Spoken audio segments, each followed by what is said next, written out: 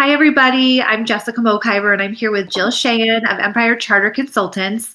Jill is now in her 27th year of chartering, and when she started this monumental year, over a quarter century of work, family and friends and colleagues from all over the country reached out with reflections and questions as we're doing a series with Jill's insights and observations over her tenure in the movement. And today we have a little reflection from Voyka Soto. And she wrote, "The only thing that I know is that Jill taught me that it's okay to curse. Oh, and that she constantly validates me by fearlessly leading the charge on accountability. It makes my whole existence less lonely. Love her." And so, Jill, we want to say, like, you do make people feel very like comfortable and you don't hold anything back. Obviously, Voyka, that was meaningful to her. Can you tell us a little bit about Voyka, who she is, and how you guys work together?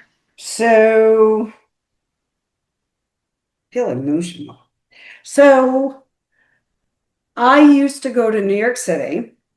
I'm sure you remember when I worked at the association, and I would get like a conference room and I would send out an email to people I knew who were interested in applying for a charter.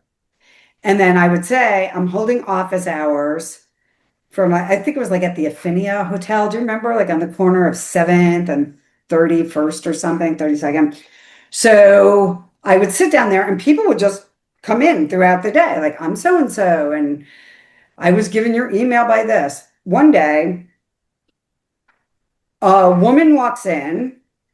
She had actually emailed me and said, I'm going to come to your open house and talk to you. I want to open a school in New York City. I can't, by the way, I cannot remember that woman's name. Young lady, very, very nice. Her name is like Lovey or Sweetie. This isn't even a joke. Like it's Dream. Like it was something that I'm just like, I can't mentally deal with your first name.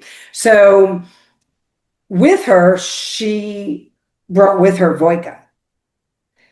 And I am direct, if anything else, because there were some things you had to know. Here's the process, but here's what's expected of you when you're writing the application, and here's what you need to do. And so Voitka asked 10 million questions. I think she was there for like 3 hours. So she leaves. She takes my phone number with her. This is, so we've been doing this 8 years. I was at the association 11 years. So probably over a decade ago. And over the years, when I go to New York City, so she had applied to the Board of Regents. She wrote her own application. Voight is one of those people, I think she graduated high school for when she was like 14 and graduated from college when she was 16 and had her first master's degree at 19 and then her second master's degree. They, she's just brilliantly smart. She's so funny. She started Power to the Harlem Parents. That was a group. And she wrote great applications and she never got approved by SED.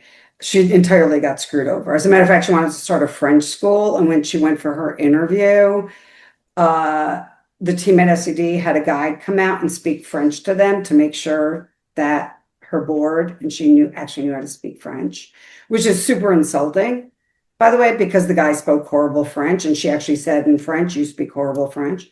I think she speaks like 4 or 5 languages. So over the years, I've gotten to know her husband, Assad. We have gone out together. When I go to Harlem, and I'm in Harlem a lot. That's where it kind of is my home base, where I live for days on end. And she lives in Harlem. So we get together, and it is always hilarious. If you were to meet her individually and me individually, you'd be like, what brings these two people together? And it is that commonality around every child deserves the best education possible. Hey, but also we're hilarious. And over the years, as she would write, they asked me for this, and I would write back, F them, tell them to go F themselves. And she would just start laughing. She's like, well, I can't say that. Yeah, you can. Go ahead and say that. So, yeah, I am that friend you're going to get that text from that might have a lot of cuss words in it, but I actually want you to say all those cuss words to people.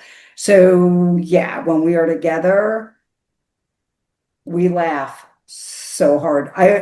I'm actually going back next week, but right before the holidays, I was in Harlem when we sat and had dinner together.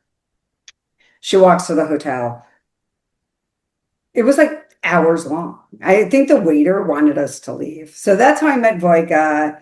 And it's one of those weird things when I meet people and I click with them, I wind up knowing them forever. And then they become personal friends, like funny meme friends and late night conversations. So that is how I met Voyka. And it was the common denominator of what the charter school movement should be and what it means and what it's lacking. So it's always nice to like, we just gel. But if you met us separately, you would never think we would be friends. I love that. And that is a lovely reflection. I love that you guys have become friends after all this time. And thank you so much to Voyka Soto for the I questions. love you, Monica. I'm going to text you in a little while. Thanks, Jill.